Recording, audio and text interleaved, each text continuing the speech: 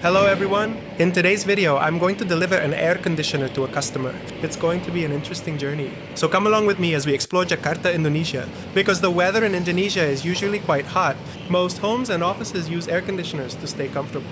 However, in many rural areas, people often don't need AC because the air is still cool and fresh.